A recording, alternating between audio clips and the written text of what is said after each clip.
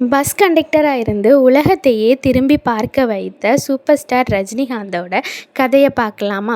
ஒரு காலத்தில் டிக்கெட் கிழிச்ச மனிதர் இன்று உலகமே செலிப்ரேட் பண்ணுற சூப்பர் ஸ்டார். ஆனால் இந்த ஜேர்னியில் அவர் சந்தித்த அவமானங்கள் என்னென்னு தெரியுமா? கிட்டத்தட்ட 1970களில் பெங்களூரில் சாதாரண மிடில் கிளாஸ் வாழ்க்கையே வாழ்ந்துக்கிட்டு இருந்தார் சிவாஜிராவ். அதாவது இன்று பார்க்கிற ரஜினிகாந்த் சார். வீட்டில் பெரிய வசதி எதுவும் இல்லை. 2 வயதிலேயே வேலைக்கு போக ஆரம்பித்தார். கூலி வேலை, கார்பெண்டர், ஹெல்ப்பர், பல வேலைக்கு போயிருக்காரு. அதுக்கப்புறமா பெங்களூரில் டிரான்ஸ்போர்ட் சர்வீஸில் பஸ் கண்டக்டராக ஜாயின் பண்ணுறாரு. ஆனால் அங்கே கூட அவர் சாதாரண கண்டக்டர் இல்லை. டிக்கெட் கொடுக்குற ஸ்டைல், விசில் அடிக்கிற விதம், பேசஞ்சர்கிட்ட பேசுகிற எனர்ஜி, இதெல்லாம் அவரை வேறு லெவலில் காட்டுச்சு. அவரோட ஃப்ரெண்ட்ஸு ஒரு விஷயத்த சார்கிட்ட சொல்கிறாங்க.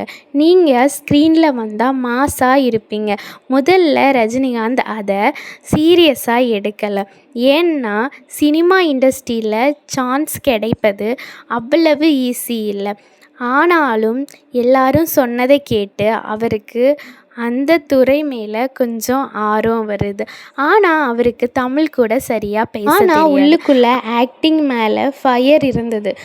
அதனால் ஒரு ரிஸ்க் எடுத்தார். வேலையை விட்டு சென்னை வந்தார். சென்னையில் ஆக்டிங் இண்டஸ்ட்ரியில் ஜாயின் பண்ணார்.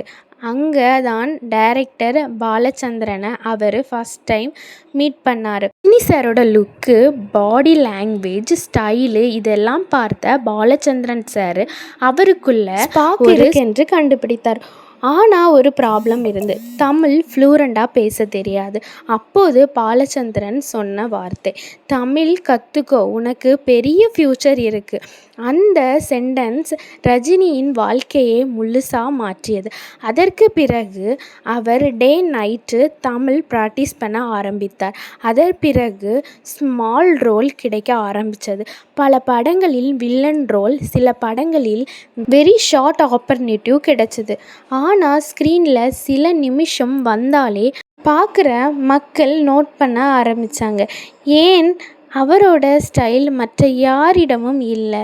சிகரெட் பிடிக்கிற ஸ்டைலு, நடக்கிறது, அவர் டைலாக் பேசுகிறது எல்லாமே யூனிக்காக இருந்தது.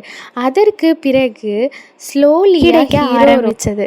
பின்னர் மாஸ் ஹீரோ, அதற்கு பிறகு சூப்பர் ஸ்டார். ஆனால் இத்தனை சக்ஸஸ் வந்த பிறகும் ரஜினி ஒரு விஷயம் மறக்கலை, தன்னுடைய ஸ்ட்ரகிள். அதனால்தான் இன்று வரை அவர் சிம்பிளாக இருக்கார் என்று பலர் சொல்கிறாங்க. ஒரு பஸ் கண்டக்டர் உலகமே செலிப்ரேட் பண்ணுற சூப்பர் ஸ்டார் ஆன கதை உங்களுக்கு பிடிச்சிருந்தனா லைக் பண்ண மறந்துடாதீங்க. இந்த மாதிரி இன்ட்ரெஸ்டிங்கான ஸ்டோரிஸ்க்காக நம்மளோட பேஜை மறக்காமல் சப்ஸ்கிரைப் பண்ணி வச்சுக்கோங்க. அடுத்ததாக எந்த நடிகரோட ஸ்ட்ரகிள் ஸ்டோரி வேணும்னு கமெண்ட் பண்ணுங்கள். விஜயா அல்லது கமலஹாசனான்னு மறக்காமல் கமெண்ட் பண்ணுங்கள்.